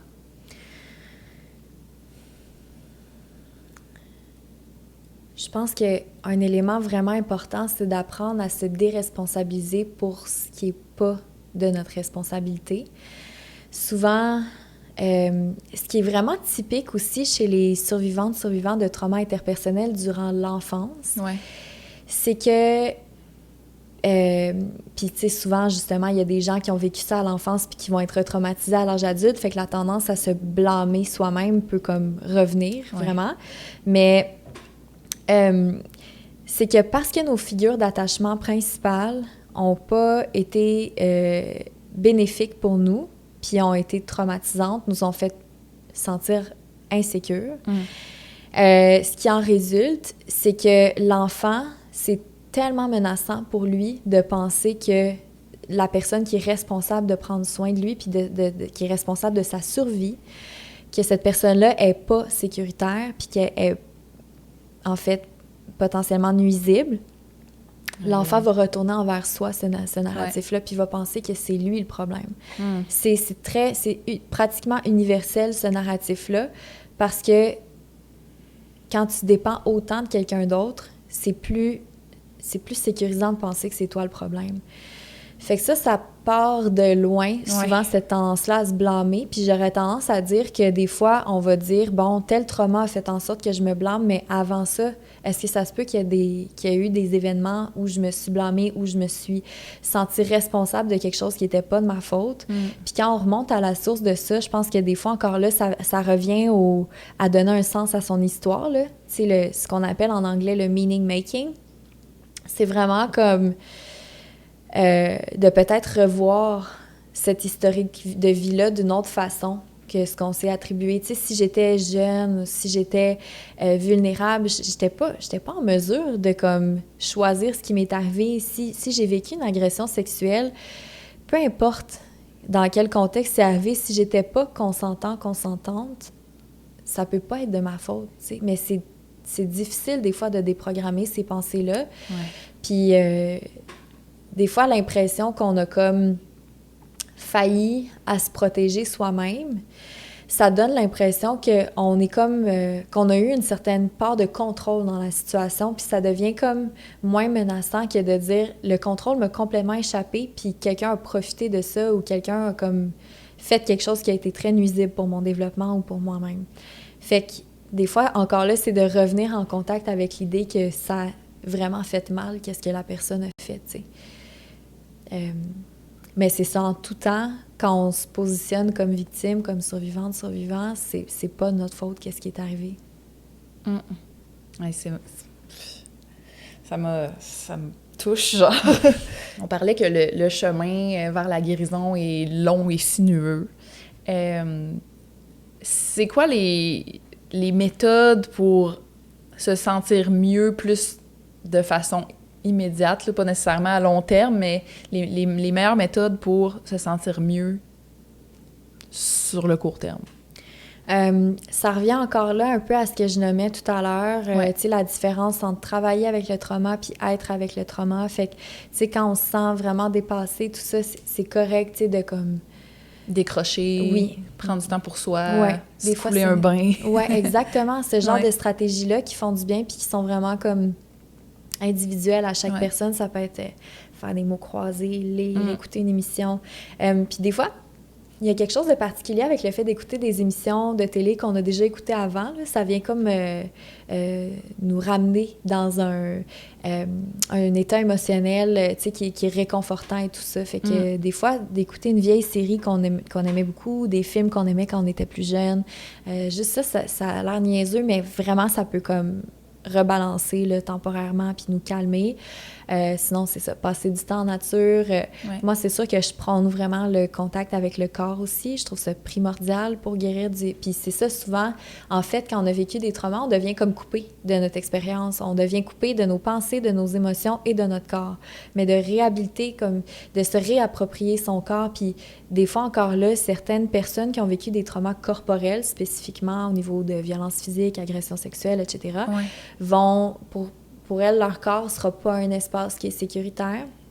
Mais généralement, ça va être très, très rare, en fait, que quelqu'un n'est pas au moins capable de trouver un petit endroit dans son corps qui est comme au moins neutre, si c'est pas agréable ou réconfortant ou source de bienveillance. Des fois, ça va être le bout du petit doigt ou quoi que ce soit, mais de se réancrer en restant en contact avec cette infime petite partie-là de son corps qui est sécuritaire présentement. Ah oui, c'est intéressant, ça.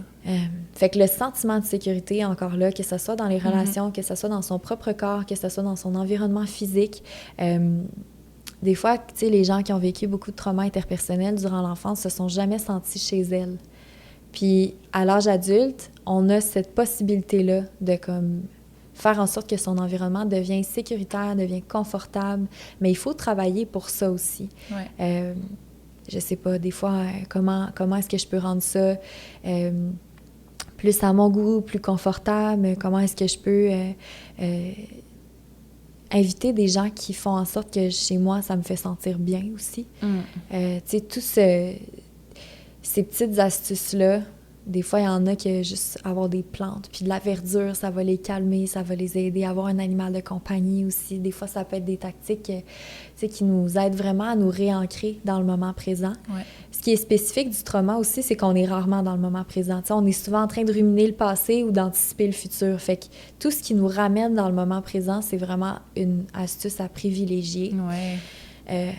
À court terme comme à long terme, là, c'est ça.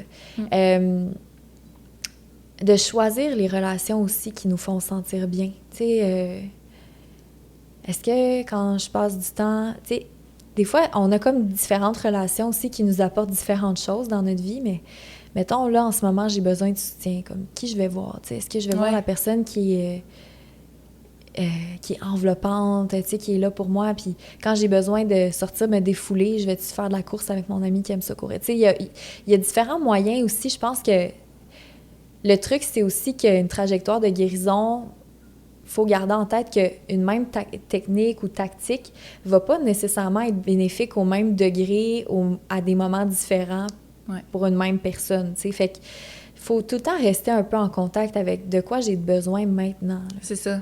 Ça revient encore au moment présent, là. Exactement. Ouais. Tu sais, puis des fois, c'est même au niveau physiologique. Quand on a vécu beaucoup de traumas, on est comme moins en contact avec ça. Mais ça se peut-tu que j'avais juste besoin de boire de l'eau puis de manger ou de faire une sieste, là? Tu sais, Ben des fois, oui. c'est nos besoins physiques avec lesquels on Ouais. n'est même pas en contact, là. Ouais. Ah, les siestes. Grande fan. Si on pense qu'on est peut-être la cause du trauma de quelqu'un d'autre, qu'est-ce qu'on fait? Est-ce qu'on va en parler à la personne ou est-ce que ça peut être dommageable d'aller en parler à la personne?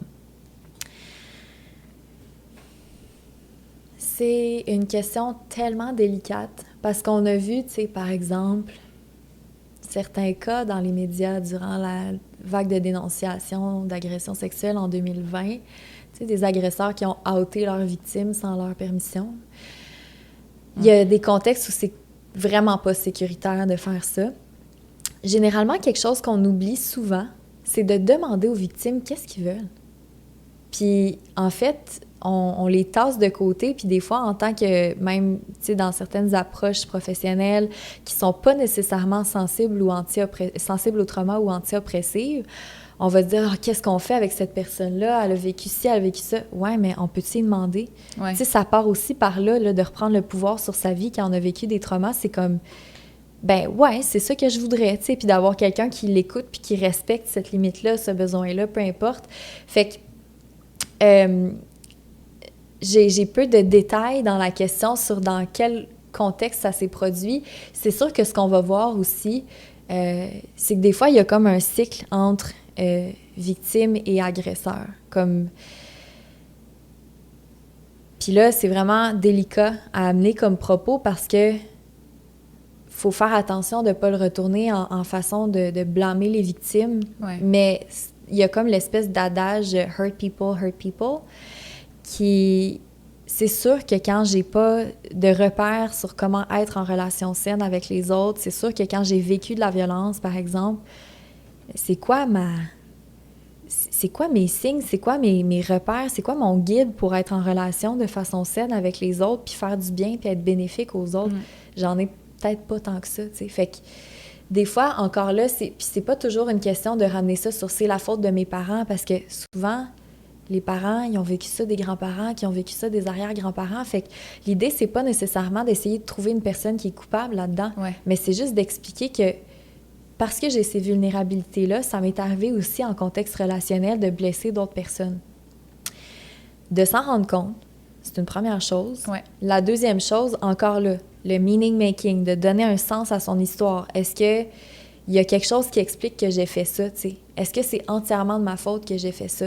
Est-ce qu'au niveau social, ça se peut aussi qu'il y ait un contexte qui favorise pas tant que ça, qu'on prenne conscience de ces choses-là, puis qu'on soit en relation avec les autres de façon saine? Puis, tu sais, en passant, il y a un retour formel d'éducation à la sexualité en milieu scolaire depuis 2018, puis moi, j'attends le moment où il va y avoir de l'éducation à la régulation émotionnelle, au trauma, puis au... Hey, ça serait bon, ça. Tu sais, je sais pas, il me semble que ce serait comme des espèces de compétences transversales et universelles à développer chez les êtres humains, là, Ben mais bon. oui, tellement, là. Mon Dieu. Fait que j'attends ça, là, je lâche ça comme ça, là, Ouais. si y a des gens en position de pouvoir qui nous écoutent, là, s'il vous plaît, écrivez-moi. mais c'est ça. Fait que je pense qu'il faut aussi apprendre à prendre sa part de responsabilité, mais peut-être contextualiser sur souvent les gens qui font ça, c'est parce qu'ils savaient pas mieux. Fait qu'à partir de ce moment-là, qu'est-ce que je fais pour, de un, aller mieux, m'améliorer, puis être bénéfique pour les gens qui sont importants pour moi, puis pour moi-même aussi, d'abord et avant tout. Puis après ça, comment réparer, tu sais? Je pense que dans certains contextes, il y a certaines victimes qui veulent vraiment plus rien avoir avec, qui veulent plus du tout de contact avec leur agresseur. Ouais. Ça dépend. Tu sais, dans cette question-là qui a été posée par quelqu'un, un de nos followers. Oui, on sait pas. C'est ça. On sait pas. C'est anonyme. C'est ça, exactement. C'est ça, il manque de détails pour savoir est-ce qu'il y a des indices qui indiquent que la personne ou les personnes comme auraient intérêt ou voudraient recevoir des excuses. Tu sais, J'ai l'impression, excuse-moi, j'ai l'impression que ça pourrait être dangereux que l'agresseur se positionne en victime aussi via sa propre victime. Fait que ça, j'étais comme... Je suis moins à l'aise, personnellement, mettons, si je pense à moi, certaines choses que j'ai vécues, je serais moins à l'aise avec le fait que la personne veuille se sentir mieux en m'imposant quelque chose que je veux pas, tu sais. Exactement. Ouais. Puis, tu sais, je veux dire, le fait d'entrer en contact avec quelqu'un qu'on a blessé ou qu'on a traumatisé, sans le consentement de la personne, tu sais, des fois, on répète quelque chose qui est propre à la dynamique traumatisante de la relation. Ouais. Fait qu'il faut vraiment faire attention à comment les gestes de réparation sont posés. Mais d'un autre côté, c'est ça, ce que je disais aussi tantôt sur se déresponsabiliser sur ce qui n'est pas de notre responsabilité. Ce que je veux dire, c'est pas que si on a été... Tu sais, des fois, on peut blesser quelqu'un dans une relation parce qu'on ne sait pas comment être en relation. Puis des fois, on est aussi un agresseur qui recherche la prise de contrôle chez les autres. Tu sais, ça, c'est... Encore là, on n'est pas dans la même expérience. C'est deux choses différentes. C'est ça. Puis de se positionner sur « je t'ai fait ça, mais c'était pas de ma faute », tu sais, ça, c'est pas non plus la bonne façon d'entrer en contact avec les autres. Tu sais, si on en vient à présenter des excuses parce qu'on a des indices clairs que quelqu'un veut avoir des excuses, la façon, oui, on peut comme apprendre à vivre avec la culpabilité que ça nous fait vivre et à grandir de ça, mais de faire attention à pas comme ramener aux autres que moi, mais tu sais, moi aussi j'ai vécu ça, hein, fait que c'est pour ça que je t'ai fait ça. Parce qu'à un moment donné, c'est aussi de la responsabilité, malheureusement, des survivantes et survivants de se guérir et d'arrêter de blesser les autres en retour, quand c'est le cas. Puis une distinction vraiment importante aussi, c'est que Brené Brown, que beaucoup peuvent connaître, je ne sais pas si tu sais c'est qui, mais une chercheuse qui travaille sur, entre autres, la culpabilité, la honte, le courage et la vulnérabilité, a beaucoup distingué la différence entre la culpabilité et la honte. Donc, la honte, c'est l'espèce de sentiment comme quoi je suis une mauvaise personne parce que j'ai fait quelque chose, comme quoi, tu sais, un peu cet élan-là de, tu sais, qui est catastrophique, puis qui dans lequel je suis coincée à être donc ben poche, puis à être comme ça pour toujours. Tandis que la culpabilité, c'est une émotion vraiment importante socialement aussi pour se rendre compte qu'on a failli, mettons, à une responsabilité morale ou à un sens éthique, puis c'est une émotion vraiment puissante des fois pour prendre contact avec ce qu'on a fait de pas correct puis s'améliorer dans le futur. Fait que la culpabilité en soi est pas mauvaise non plus, tu sais. Oui, ça aide à devenir une meilleure personne finalement. Exactement. Puis c'est un signe souvent qu'il faut l'écouter. Qu'est-ce que je peux faire pour m'améliorer? Puis encore là, je pense de respecter les limites puis l'espace de la personne qu'on a pu blesser ou traumatiser sans chercher à entrer en contact si on n'a pas de signe clair que cette personne-là veut avoir une discussion avec nous. Mais en se changeant soi-même, déjà en partant, en progressant vers la guérison de ses traumas, vers le pardon de soi aussi, de comme j'ai fait ça, mais aujourd'hui je le ferai plus, tu sais. Oui, c'est ça. Pour au moins éviter de le faire à d'autres personnes. Oui, se rendre compte qu'on a changé d'une bonne façon. Ouais. Dans le questionnaire que tu avais ouvert au public, il y avait une portion de témoignages, puis c'est sûr que c'est des cas vraiment particuliers, mais je vais t'y mettre de l'avant, puis on en discute. Donc, une personne qui a dit qu'elle était abandonnée par sa mère à 17 ans, puis comment faire pour survivre à cet abandon suite à ça? On va revenir encore là au grand principe. Un abandon, surtout par une figure parentale, c'est extrêmement difficile. Tu sais, on est dans une... Puis je pense que de normaliser à quel point c'est difficile, c'est la première chose. Tu sais, c'est normal de trouver ça difficile que la personne qui a pris soin de nous toute notre vie puis qui nous a comme mis au monde nous abandonne. Ou qui est dans certains cas qui nous a pris sous sa charge, tu sais, avec l'adoption et tout ça. Ouais. Mais faut normaliser à quel point c'est difficile. Puis... Encore là, est-ce que cette personne-là vit dans une peur perpétuelle de se faire abandonner après avoir vécu ça? Ouais, ou est-ce que le trauma, il est comme spécifique à cette relation-là qui n'a pas été guérie? C'est sûr que, tu sais, plusieurs techniques vont fonctionner chez des gens différents, mais peut-être une chose sur laquelle j'ai pas mis l'accent tant que ça depuis le début de notre discussion, c'est que des fois, il y a une combinaison de techniques va comme être plus efficace. Par exemple, d'avoir une thérapie centrée sur la parole, combinée à une approche plus corporelle, peut vraiment être bénéfique. Fait que comment est-ce qu'on fait pour passer par-dessus? Je peux pas encore là donner de conseils en n'ayant pas cette personne-là face à moi, puis en sachant pas qu'est-ce qui lui fait du bien. Mais de s'ancrer dans les sens qui l'aident à s'ancrer, de travailler là-dessus, de travailler sur le moment présent, de travailler sur, tu sais, c'est quoi qui est difficile en ce moment pour cette personne-là? Est-ce que c'est de ruminer le passé ou est-ce que c'est d'anticiper que le rejet va se reproduire dans d'autres relations? Est-ce que c'est les deux? Je le sais pas. Puis, tu sais, un petit mot aussi sur le fait que l'accès aux soins de psychothérapie ou de relations d'aide sont pas universellement couverts puis sont pas accessibles de la même façon pour tout le monde. Vraiment. Ouais, c'est une des affaires que je voulais aborder, là. Le fait que il y a tellement de gens en ce moment, surtout avec la pandémie, on dirait que ça a explosé, qui ont besoin de ressources d'aide psychologique, puis que tout le monde a des listes d'attente infinies. Oui. C'est dur, là. Les gens sont comme...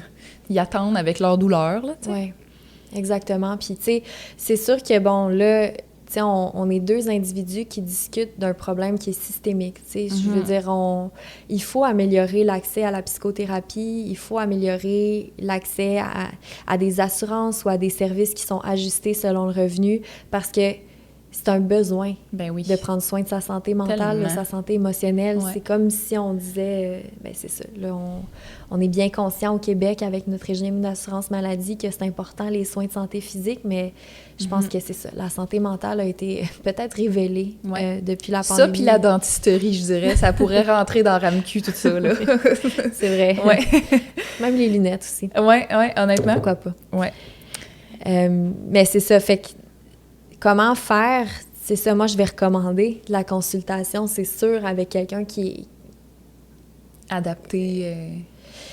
C'est ça, qu'il y a des soins qui sont... des pratiques et des services qui sont sensibles au trauma, ça, c'est certain. Mais après ça, des fois, quand on n'a pas les moyens, il existe des livres, il existe des comptes inspirants, il existe... Tu sais, des gens, il y en a de plus en plus, là, des professionnels sur Instagram, par exemple, tu sais, qui vont... Puis pour moi, là... Des fois, je suis comme frappée de certaines citations ou pensées ou de certains posts qui sont faits parce que même en étant dans le domaine puis en faisant un doctorat là-dessus, il y a des affaires, des fois, que je suis comme « Ah, j'avais pas vu ça comme ça. Ah, tu sais, ça m'apprend quelque chose ou ça me le fait voir d'une nouvelle façon. » Puis, je suis pas en train de dire que les réseaux sociaux, ça va remplacer une thérapie, mais ça peut au moins pallier une partie de la souffrance quand on n'a pas accès à ces soins-là. Ça aide à se sentir moins seul, souvent. Oui. Puis encore là, je suis full d'accord, il y a vraiment des bons comptes, comme par exemple Labtrace, que j'aime beaucoup. C'est difficile aussi parce qu'il y en a qui ont l'air bons puis qui finalement qui ne le sont peut-être pas nécessairement. Fait que, en tout cas, encore une fois, c'est comme on dirait qu'il n'y a pas de solution miracle, là, mais peut-être un amalgame de tout ça peut aider, dans le fond. Oui, bien, en tout cas, allez voir les comptes peut-être que Labtrace suit, si ça vous intéresse. Oui. Parce que c'est sûr que, tu sais, c'est ça. Moi, je m'intéresse beaucoup quand même à la positivité toxique, là, pas dans un contexte scientifique, parce qu'il n'y a pas tant d'études qui se font, puis c'est un peu en parallèle de ce que je fais, mais, tu sais, la positivité toxique, ça vient aussi à être une certaine forme d'évitement, là. Fait que c'est comme, faut que tout aille bien, puis non, c'est correct, on tourne la page, non, ça, c'est pas grave, qu'est-ce que j'ai vécu. Fait que c'est comme de surgénéraliser un peu un état d'optimisme, alors que l'expérience humaine est beaucoup plus complexe que ça. Puis des fois, j'en vois, tu sais, des comptes qui sont comme #trauma, #ci ça, puis finalement, je suis comme, non, ça, c'est de la positivité toxique. Non, tu sais, ça, c'est pas une information qui est empiriquement validée. Fait que, tu sais, c'est sûr que oui, ça devient difficile des fois quand on fait partie du grand public de démêler quelle information qui est fondée versus quelle information qui ne l'est pas. Mais en tout cas, j'ose espérer que dans les comptes qu'on suit chez Labtrace, il y a eu ce petit ménage-là qui a été fait. Fait que, tu sais, si vous avez envie d'idées, tu sais, il y a plein de thérapeutes sensibles au trauma qu'on suit qui ont des pensées tellement favorisant l'autocompassion ou comme normalisantes aussi, puis critiques de certains systèmes parce que, tu sais, des fois, on parle de trauma, de présence attentive, etc., de guérison, puis on remet pas beaucoup en contexte tant que ça, le contexte social de ces traumas-là. C'est important de le faire. Fait que j'aurais tendance à dire aussi peut-être une façon de se méfier de certains comptes. Oui, c'est bon ça. Quand ça va passer dans la nuance. Quand on dit tout le monde, personne, quand c'est toujours, jamais, ce genre d'informations-là, on n'est pas dans quelque chose qui capte bien un phénomène qui s'adresse à comme une panoplie d'êtres humains. Là, différents, oui, c'est ça. On réagit différemment face à différentes problématiques.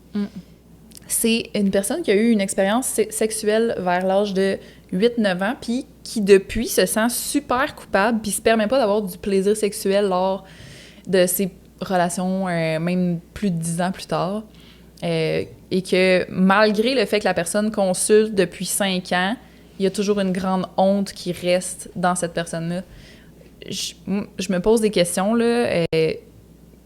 Comment ça se fait qu'après 5 ans de consultation, c'est encore là, la honte, là? C'est ce que je suis déboussolée. Il y a tellement de facteurs encore là sur lesquels on n'a pas le contrôle. Tu sais, moi, la première chose, c'est sûr, quand j'ai lu ce témoignage-là, est-ce qu'il y avait comme conscience qu'à cet âge-là, des enfants sont jugés comme n'étant pas en mesure de consentir à des activités sexuelles? On ne sait pas c'était quoi l'activité, on ne sait pas comme qu'est-ce que ça impliquait, mais je pense que, bon, quand on est dans la honte comme ça, il y a probablement des pensées qui viennent autour du fait de, tu sais, je suis sale, j'ai fait ci, j'ai fait ça, c'était dégueulasse, je l'ai cherché, puis peut-être moins de conscience qu'on ne pouvait pas être responsable de donner un consentement libre et éclairé et volontaire et continu quand on a cet âge-là. Malgré le fait que la personne mentionnait que c'était avec d'autres personnes de son âge, puis que tout le monde était justement consentant, entre guillemets, mais là, c'est ça, on en vient à dire que dans le fond, personne de ces personnes-là était consentante, ils étaient trop jeunes. Bien, c'est ça. Puis techniquement, quand, mettons, il y a des comportements sexuels qui impliquent des enfants de moins de 12 ans, si c'est des gens du même âge, on va pas parler d'agression sexuelle. Il faut vraiment comme qu'il y ait un écart d'âge différent selon l'âge de la victime. Mais en bas de 12 ans, on estime qu'un enfant n'a pas les capacités là, dans son développement psychosexuel pour consentir à une activité sexuelle. Fait que je sais pas c'était quoi l'activité sexuelle. On sait pas plus que ça, là. Est-ce que c'était comme le fameux docteur touche-pipi, tu sais, de l'exploration qui est parfois comme pas problématique, mais de toute façon, ce qu'on voit, c'est que si les conséquences sont là chez la personne, c'est qu'il y a quelque chose à aller fouiller davantage. C'est ça, il manque beaucoup de détails pour comprendre. C'est sûr qu'après 5 ans de consultation, si on est encore dans la honte, c'est qu'il y a probablement quelque chose au niveau du blâme de soi, de l'impression soit d'avoir utilisé les autres, d'avoir cherché quelque chose qu'on n'était pas en mesure d'aller chercher puis sur quoi consentir. Il y a quelque chose autour de ça, tu sais, comme j'ai lu aussi ce témoignage-là, puis je me suis juste posé beaucoup de questions, en fait, sur... Est-ce que... Moi, je me demande, est-ce que cette personne-là a essayé de consulter un autre spécialiste, juste une autre personne, même dans la même profession? Tu sais, des fois, ça pourrait peut-être juste être ça, si ça n'a pas été fait déjà, là. C'est sûr que si ça a déjà été fait, ben là, c'est deep, là. Oui, puis encore là, tu sais, je veux dire, le succès d'une consultation, soit en thérapie ou en relation d'aide, repose vraiment plus sur l'alliance thérapeutique ou l'alliance, tu sais, comme la capacité entre la professionnelle et la client à avoir une relation qui est sécurisante ensemble. Vraiment plus que l'approche. Tu sais, c'est sûr que c'est des choses qui vont jouer. Vraiment, tu sais, même potentiellement plus que la volonté à s'impliquer de la personne. C'est encore là, comme pourquoi la thérapie, ça fonctionne, c'est qu'on retravaille le sentiment de sécurité dans les relations. Fait que est-ce que ça se peut que, comme, il y a d'autres éléments que ça qui viennent jouer en ligne de compte sur pourquoi cette personne-là a autant de la misère à passer à autre chose puis à se pardonner, tu sais? Est-ce que les sensations physiologiques pendant la sexualité sont associées à quelque chose de dégueulasse? Est-ce que c'est à ce niveau-là qu'il faut retravailler quelque chose? Est-ce qu'il y a tellement de questions et peu de réponses avec l'espace qu'il y avait pour témoigner de ces choses-là? Mais c'est sûr que c'est des pistes auxquelles je pense rapidement. Oui. Un autre témoignage qu'on a eu, c'est quelqu'un qui a vécu pendant plusieurs années des violences conjugales. La personne a fini par, c'est ça, elle a fini par dénoncer au commissariat, une enquête a été lancée, puis la personne de ce que je comprends, c'est que la personne a été étonnée de ne pas se sentir mieux suite à la dénonciation puis au processus judiciaire qui a été enclenché.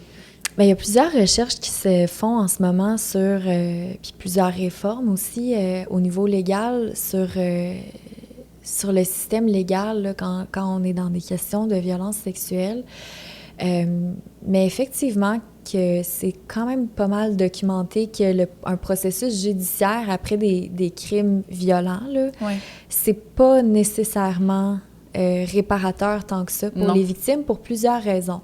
Premièrement, le fait de passer en cours devant son agresseur, alors qu'il y avait une dynamique d'abus de pouvoir dans la relation, fait en sorte que juste de revoir son agresseur pendant le processus judiciaire, ça peut être traumatisant. Ouais. Le fait d'être questionné à répétition sur son récit de vie, puis de devoir prouver la culpabilité de l'autre hors de tout doute raisonnable, c'est vraiment retraumatisant parce que souvent, on embarque dans le fait de se faire questionner sur des pratiques, tu sais, des choses qu'on devrait plus questionner aujourd'hui, là, sur comme qu'est-ce que tu portais, puis tout ça. Il y a des gens qui le font pas, mais ça existe encore des gens qui questionnent sur ce genre d'affaires-là. Aussi, encore là, au niveau sociétal, peut-être une méconnaissance des différents types de violences. Tu sais, j'ai déjà entendu certaines histoires comme quoi ça avait été très difficile pour une victime de revoir la garde de ses enfants après la rupture parce que c'était difficile de démontrer que la violence avait eu lieu étant donné que c'était de la violence psychologique. Ouais. C'est difficile à prouver, puis pourtant, les dommages sont autant, sinon plus là, que ça soit pour la personne qui était la conjointe, et dans certains cas, les enfants aussi. Donc, c'est ça, le processus judiciaire, pour toutes sortes de raisons, y compris, mettons, l'issue du procès, est-ce qu'il y a eu culpabilité ou pas, est-ce qu'il y a eu sentence, c'est comme pas toujours réparateur. Non. Fait que c'est sûr que je pense qu'une chose à retenir, c'est que si on veut s'investir dans ce processus-là, il ne faut pas nécessairement le faire en ayant une attente sur le résultat que ça va donner. Et il faut être vraiment comme conscient. Puis encore là, on ne peut pas le savoir quand on ne l'a pas vécu ou quand on ne connaît pas ce domaine-là, mais à quel point ça peut être retraumatisant. Oui, c'est ça. Fait que peut-être faire ça en parallèle avec une thérapie qui pourrait au moins supporter toutes les émotions que ça ramène, j'imagine. Exactement. Puis tu sais, quand on veut, mettons, s'engager dans un processus judiciaire, c'est quoi qu'on cherche? Est-ce que c'est, en fait, à retrouver un sentiment de contrôle sur sa vie? Est-ce que c'est comme de se sentir en sécurité que la personne soit derrière les barreaux? C'est quoi? C'est quoi le besoin derrière cette action-là qu'on a envie de mobiliser? Parce que on a très peu de contrôle sur le résultat et les gens sont très peu incriminés. Fait que si je le fais pour que la personne soit condamnée, ça se peut-tu que ça soit comme plus gagnant pour moi de mettre mes énergies ailleurs que dans ce processus judiciaire-là, tu sais? Puis ça, c'est vraiment à chaque personne survivante de déterminer qu'est-ce qui est bon pour elle. Ouais. Mais j'aurais tendance à dire comme d'aller se poser ces questions-là avant d'entamer ces processus-là pour être certain que on va plus se faire du bien que du mal dans ce processus-là, puis d'avoir conscience que l'issue est trop peu souvent comme ce qu'on penserait que ça serait. Oui, malheureusement. Il y a un segment à la fin de son témoignage que je trouve peut-être intéressant à lire, là, tel quel. Là. À toutes celles et ceux qui sont passés par là ou qui y sont encore, courage, vous n'êtes pas seuls. Apprendre à s'aimer, se faire confiance et s'estimer est vraiment quelque chose qui peut nous sauver la vie, même si l'on doit l'apprendre par la manière forte et que c'est pas toujours facile. Force à nous. Je trouvais que c'était beau.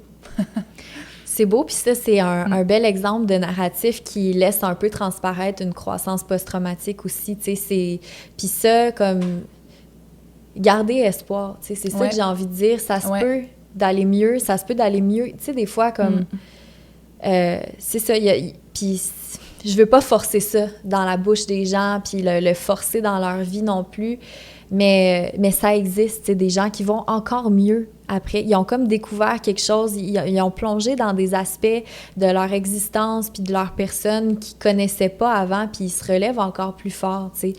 Puis je veux pas non plus dire ça pour mettre la pression aux gens que c'est ça qui devrait résulter, mais il y a certains cas où ça se peut, puis si ça se peut, ce que ça veut dire, c'est que ça existe, la guérison. Oui, c'est vraiment un beau message d'espoir. Une personne qui fait un petit témoignage en parlant qu'il y a quelques mois, elle a vécu une agression à caractère sexuel, puis elle donne les façons, qu'est-ce qui l'a aidé suite à ça.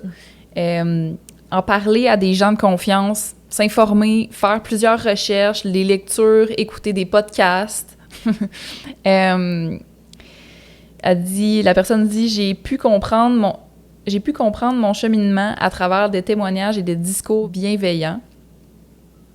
La guérison est un long parcours, mais quand on croit que tout va bien, parfois la douleur revient. » Ça, c'est quelque chose qu'il faut accepter aussi, là, parce qu'il faut pas être trop surpris que ça revienne une fois de temps en temps. Ça revient moins fort. La douleur revient moins forte et moins douloureuse, mais elle est là quand même. L'important, c'est de bien s'entourer, de faire des choses pour soi, d'aller à son rythme, de ne pas être exigeant envers soi-même. Je trouvais que c'était beau, ça aussi. Vraiment beau. Vraiment, encore là, ça, on sent que c'est quelqu'un qui a possiblement métabolisé plusieurs choses dans son expérience. Il y a un petit bout de chemin qui est fait, là. Oui, c'est ça. Puis, tu sais, au sujet de la douleur qui revient, des fois, ça revient, mais ça revient dans d'autres contextes où ça revient d'une façon différente, tu sais, comme c'est pas le même souvenir qui revient, tu sais, fait que c'est pas signe non plus que parce que ça revient, il y a pas de progression, tu sais, des fois, c'est... Puis encore là, un autre point vraiment important, j'en ai pas parlé, mais il y a comme plusieurs études qui sont sorties au sein de notre laboratoire à l'effet que d'avoir du soutien de la part des autres, ça faisait en sorte que, mettons, le fait d'avoir été victime d'agression sexuelle versus le fait de ne pas l'avoir été, il n'y avait comme pas de différence entre ces deux groupes de personnes-là. Ah oui? Fait qu'au niveau de la satisfaction sexuelle, mettons, au niveau de la détresse psychologique, fait que le fait de recevoir, mettons, un dévoilement de la part de ça, c'est pas pour se guérir soi-même, mais s'il vous plaît, si vous connaissez des gens puis que vous recevez des dévoilements, ce qui est à faire, c'est de les croire, c'est de les soutenir, de leur demander comment on peut les aider, comment on peut les accompagner, puis ce dont ils ont besoin, tu sais, puis d'être là pour ces personnes-là, puis de pas poser de jugement sur comme « mais non, mais tu devrais poursuivre, mais non, mais tu devrais en parler plus publiquement ». Il y a comme... En fait, la personne qui a vécu le trauma est bien placée pour savoir. Elle est la mieux placée de son expérience de vie. Elle est l'experte de sa vie, puis c'est elle qui est bien placée pour savoir comment elle veut se remettre de ça. Fait que, tu sais, le point d'en parler à des personnes de confiance, là, c'est très, très, très puissant de pouvoir se confier à d'autres personnes puis d'être reçu dans la bienveillance, de se faire croire et que quelqu'un soit alerte et à l'écoute de nos besoins. C'est un bon point, ça. Le fait de dire « tu devrais » ou « si j'étais à ta place, moi, je ferais ça c'est à éviter. Vraiment, parce que on n'est pas à la place des autres. Exact. Puis même si on pense qu'on a vécu la même chose que quelqu'un... On n'a pas le même parcours de vie du tout, là. Fait que c'est pas... ça se compare pas, en fait. Oui. Puis, tu sais, des fois, on peut avoir l'impression qu'on comprend, puis c'est correct, tu sais. C'est correct de normaliser, puis de valider, puis de dire « ah, OK mais de faire comme « ah, je comprends exactement comment tu te sens. » Tu sais, ça, c'est pas non plus... C'est jamais exactement... Non, c'est ça. Ouais. Merci beaucoup, Éliane. Ça fait...